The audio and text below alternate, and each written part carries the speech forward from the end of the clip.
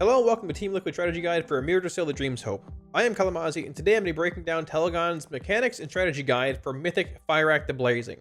To begin, in this era of private auras, we need to commit some time to explaining the function and setup of the weak auras necessary to defeat this boss. At the same time, if the weak aura involves a mythic mechanic, we'll also take time to explain it in tandem with Namus's explanations of the weak aura that solves it. Following the weak aura section, we will then move on to breaking down the mythic mechanics that do not have special weak auras, and then walk through the fight phase by phase, step by step, so you're as prepared as possible. Assign healers to dispel a flame by glowing unit frames. Each healer gets assigned a different player.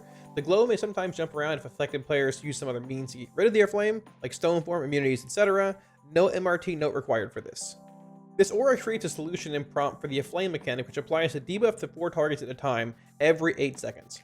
Mathematically, this requires all 4 healers to dispel exactly on cooldown. This weak aura is a drastic increase in dispel efficiency if adhered to. Our healers all use some sort of extra reminder for when their dispel came off cooldown. Whether you choose a sound, having the cooldown attached to your cursor, or some sort of notification, we very much suggest adding some sort of emphasis for your cooldown ready event. Now, because your healers are doing things at the same time, mainly healing or doing mechanics, they won't always dispel on cooldown or hit the correct target. As a result, you can fall behind the dispels, and this is very normal in this fight. Having players who can be a dwarf for this fight is extremely helpful, but you may also use abilities like Mass Dispel or Revival if the debuffs are piling up. The Mythic intermission is vastly different from the heroic one. In fact, it is one of the hardest mechanics Blizzard's ever implemented in recent times. The phase begins by assigning half the players to purple and half to orange, and the puddles you have placed throughout phase 1 become orbs in 3 waves. Half the orbs are purple and half the orbs are orange. Moving into an orb with the opposite color as your own should be fatal. As a result, we need some kind of dynamic method to assign positions around the boss according to color.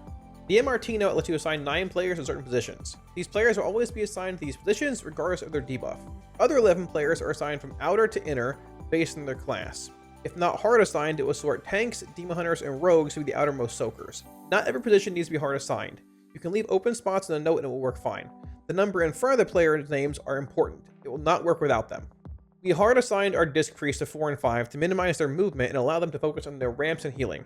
We assigned demon hunters to the outside so they can dash around and be merry while minimizing their effect on others. We assigned immuning players to 2 and 8 to sweep left and right orbs on the 3rd wave, to lessen the raid damage and reduce the margin of error. We also had our Holy Paladin immune and grab the orbs coming in from the back of the room on this set. In phase 2, we have new mechanics cast by the Shadow and Fire Colossi. The Shadow casts Shadow Cages, debuffing players who after several seconds become caged in the air until hit by the fire ability, Molten Eruption. There are 4 instances of each ability per cast, and so we're stacking 2 cages on 2 raid markers, we only need 2 of the Molten Eruptions to break each stack out. This weak aura assigns players affected with Molten Eruption to break Shadow Cages. Due to the fact this is another private aura, players of Molten Eruption have to press a macro. As soon as 2 players have pressed, it assigns them to either cross marker or square marker. Nothing has changed about Shadow Flame Devastation and the Screaming Souls spawn from it. However, we're going to need to deal with them in a more advanced and coordinated way. On Mythic difficulty, we need to get initial kicks in every ad, then knock them together to be mass gripped, CC chained, and killed. This aura lets you show an arrow with any text above specific Screaming Soul nameplates. Liquid used it mostly for assigning initial kicks to them, but you can use them for anything, including grips, knockbacks, etc. The duration that the arrow will show above the nameplate can be configured in custom options. By default, this is set to 8 seconds. The syntax for each line on the note is soul set, soul number, player name, assignment. Not every set or soul needs to be assigned. You can assign a number of players to a soul by just making a new line for each. The Screaming Souls are numbered like so. You may be wondering, do we need a Blood Death Knight for this fight? And technically the answer is no. You can sub it for a Vengeance Demon Hunter, but outside of that substitution, making the fight drastically more difficult by not being able to fully group the adds for mass crowd control. The mythic evolution to the seed mechanic is that every time you consume a good seed to live Apocalypse Roar, after a short duration, 2 new corrupted seeds will spawn. These seeds pulse the raid for damage left in the ground, unlike the green seeds, but behave the same way in that touching any Shadow Flame ability causes instantaneous wipes. These seeds also stack a ramping dot on the holding player, requiring us to assign pairs of players to pass the seed between them. This aura lets you define corrupted seed groups for phase 3. Each assigned person will see the status of their group members in a set of bars similar to the popular Halandras weak aura. Bars also show your group members' private auras, so you know when they're affected by Blaze or Firestorm. The side that private auras are shown on can be changed in custom options. A raid leader version of this aura is included as well, showing the status of every group. This aura is disabled by default. Each line of the MRT note defines a group. Any number of players can be assigned per group. The first person on each line gets a reminder to pick up seeds when it spawns. Odd number lines pick up the left seed, even number groups pick up the right seed. Finally, it is possible in the Liquid Private Aura Anchor to set sound notifications to Private Aura debuffs. I recommend doing so for Blaze, the Red Intermission debuff, Shadow Cages, Molten Eruption, and Eternal Firestorm. With that out of the way, we should have taken you through every weak aura whose function and setup you should understand. Let's finish talking about the mythic additions to the fight. In Phase 1, unlike Heroic, we're playing a space game, attempting to place the puddles we have control over in specific spots along the arena's grid. We gain 2 mechanics from Heroic. Fyrakk periodically summons 3 Dark Flame Shades. They copy his frontal ability, throwing fire in a line away from them. This is extremely baitable by ranged players as they often spawn in the middling range from the boss and tend to favor targeting players close to them. As a result, they are easily baited with regularity away from the melee stack. They also perform an entirely new ability called Dark Flame Cleave, where they each select a player to charge after several seconds, exploding for massive damage split by all players in that radius. The solution to this mechanic is to define left, center, and right soak groups. These directions are always relative to the perspective that someone is facing the tree.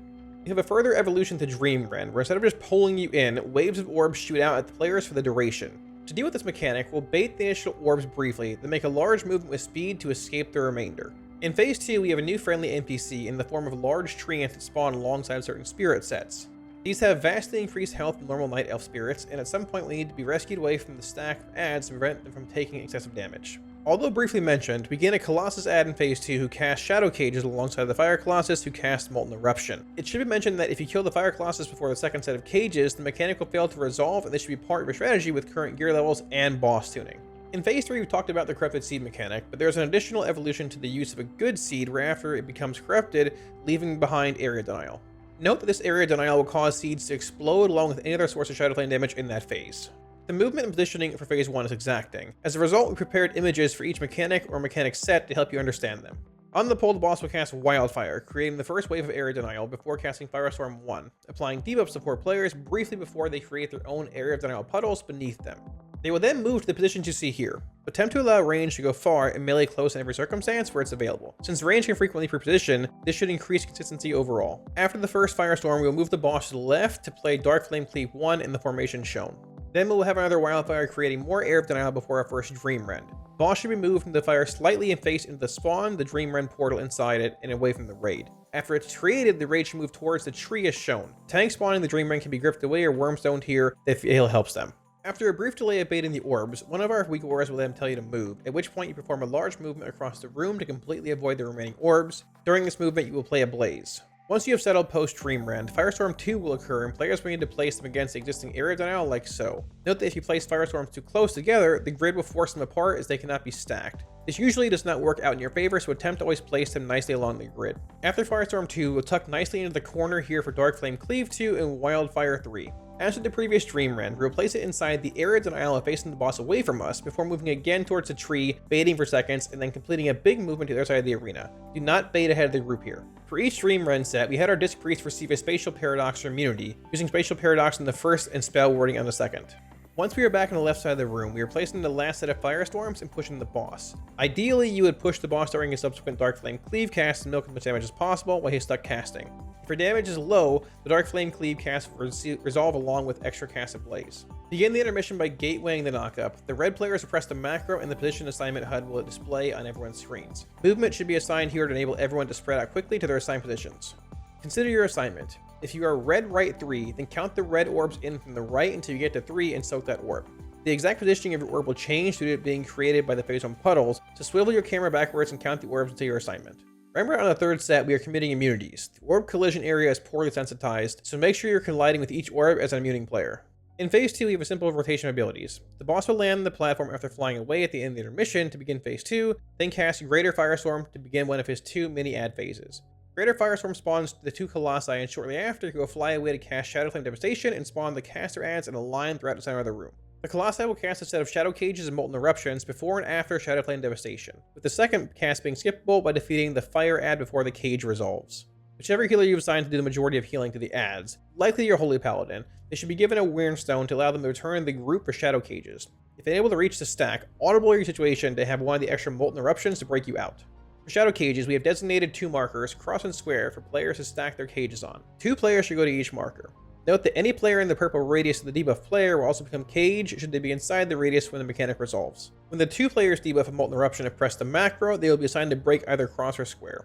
Following a second set of cages, the boss will return with Flamefall, and shortly after, the Colossi will hit their Enrage and attempt to cast Exploding Core. At this point, the rotation abilities simply repeat. Some extra free time after the boss returns the second time before he flies away to begin Phase 3.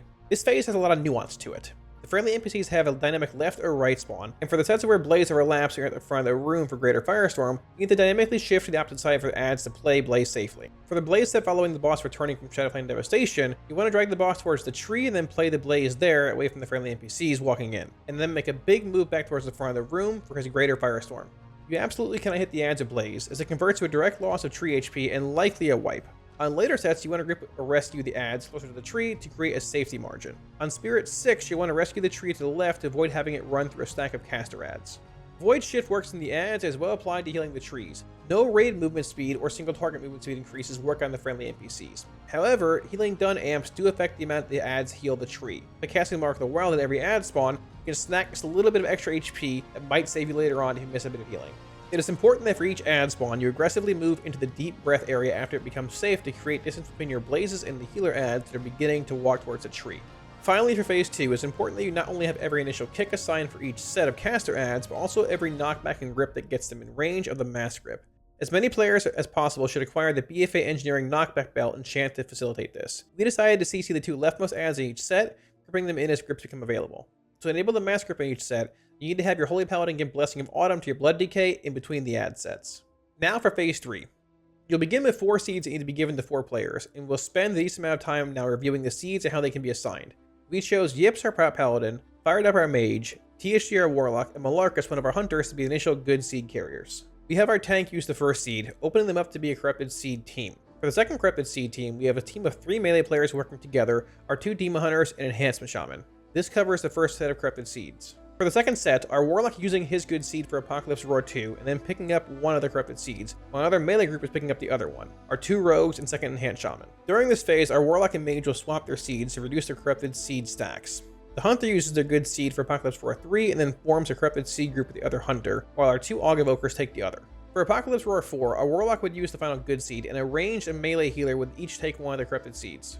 You should note that we made certain decisions for very specific reasons that may not work best for your circumstances. Generally, your best players should be the ones you placed under most pressure, and it was fortunate for us that the people playing the best specializations to deal with seeds were our best players. That being said, Warlock and Mage had the best tools to deal with the mechanics while holding seeds. Demonic Portal, Altered Time, and Shimmer allowed them to minimize the amount of time they drop the seeds if they get Ethereal Firestorm or Blaze. On our kill, we plan to have the Mage hold for as long as possible, even dying with their Corrupted Seed and rezzing with a Soulstone. We decided ultimately that this is a poor strategy and recommend implementing swaps to combat the stacking debuff.